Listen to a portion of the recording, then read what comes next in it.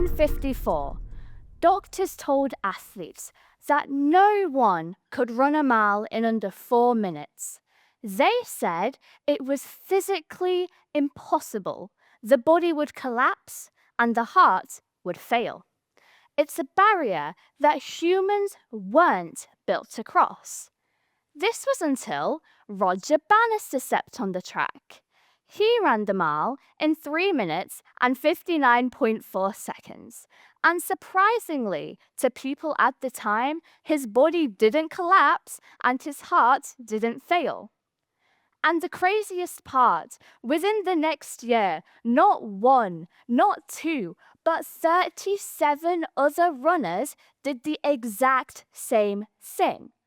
What Roger had discovered was the limit wasn't the human body, it was the belief people chose to carry about running a mile at the time. Their mindset. In a famous interview, he quoted, "Without the concentration of the mind and the will, performance would not result."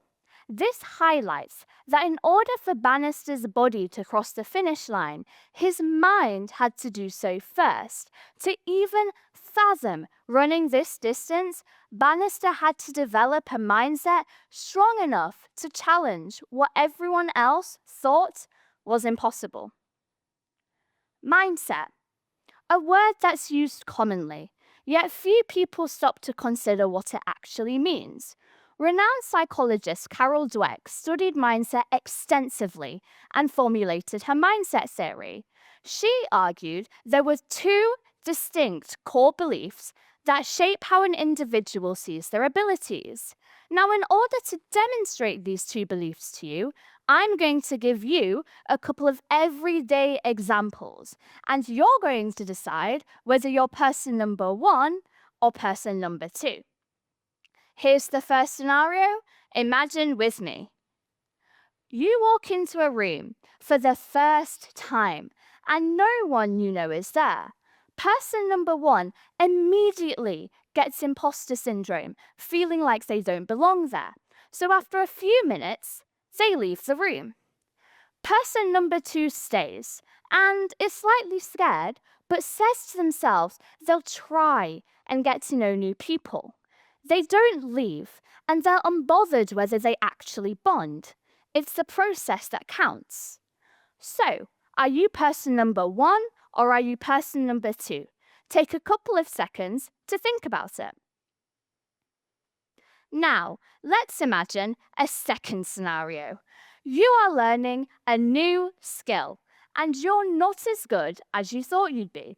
Person number 1 immediately quits, saying they're not talented enough, so they'll never be good at it. There will always be someone better than them. So why try?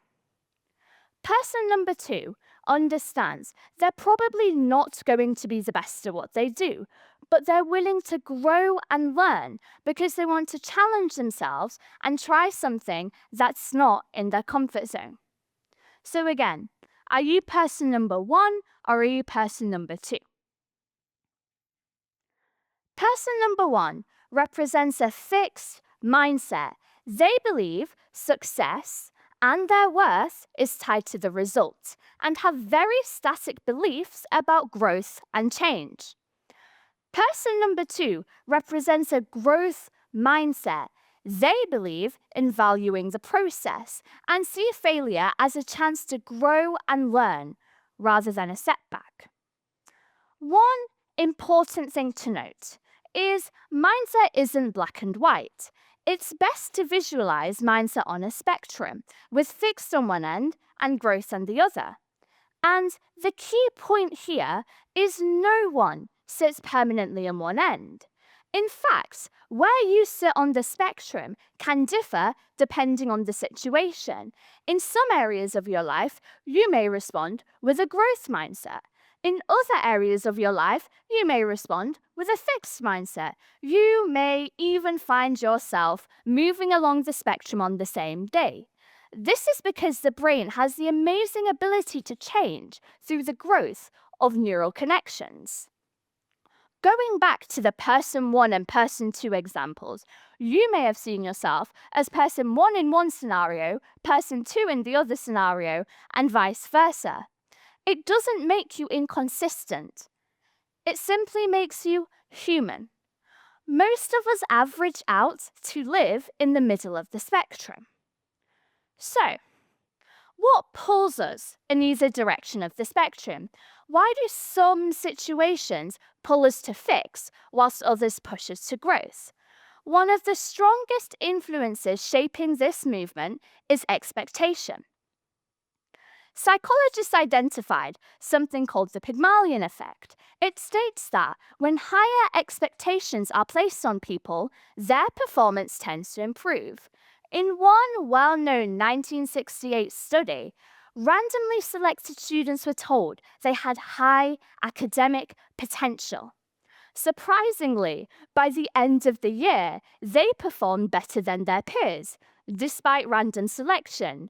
And it's not because they were more talented, it's because they were believed in.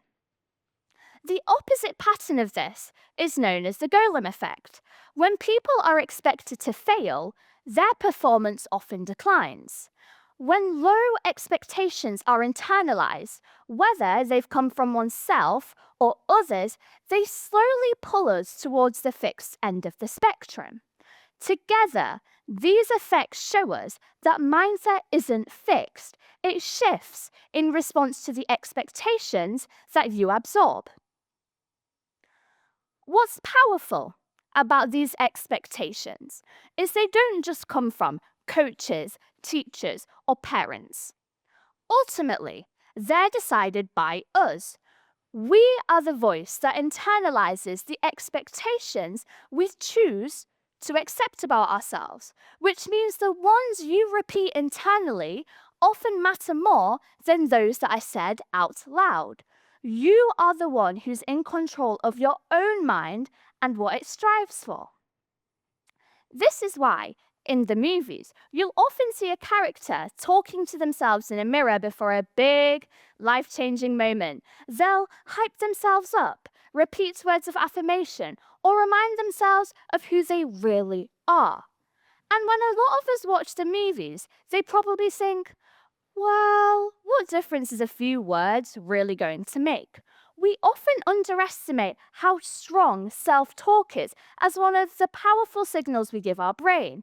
It shapes how we respond to challenges, how we interpret failure, and ultimately, which end of the mindset spectrum we lean on. For example, saying things like, I can do this, and I have potential isn't just motivational talk.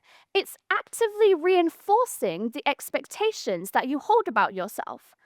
Over time, these expectations begin to guide how you act, how you think, and how willing you are to grow.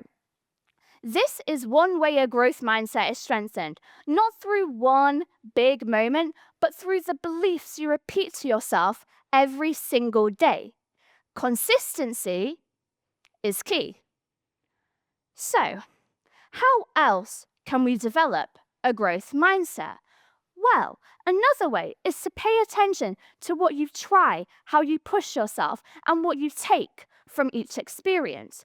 Growth doesn't just come from chasing the results alone, but by fully engaging with the process, making mistakes, understanding them, and learning from them.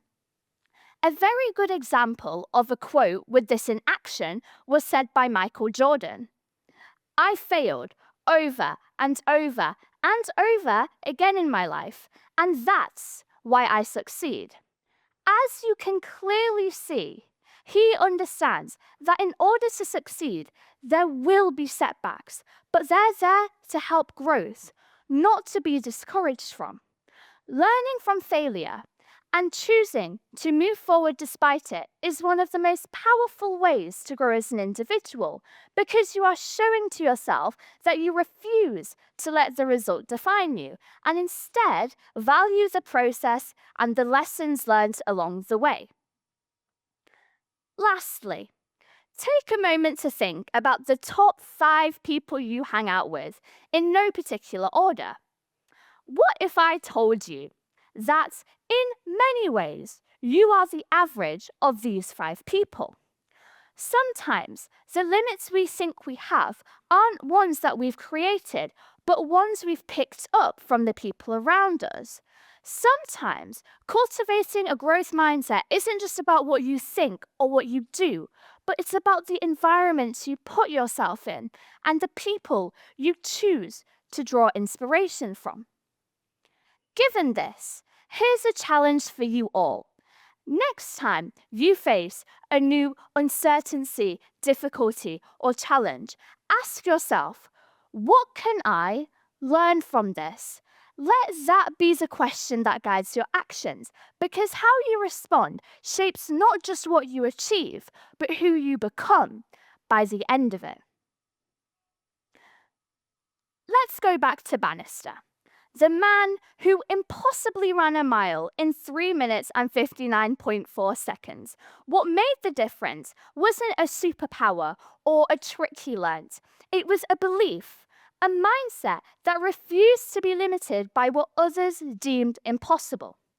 Bannister's story reminds us that limits often only exist in our mind. Regardless of who you are and what you've been through, we all have the power to strive for a growth mindset, to learn, push, explore, and grow. Every choice, challenge, and connection is slowly shaping who you are. Your brain is wired to change and grow with you. The only limits? The ones you set it. Thank you.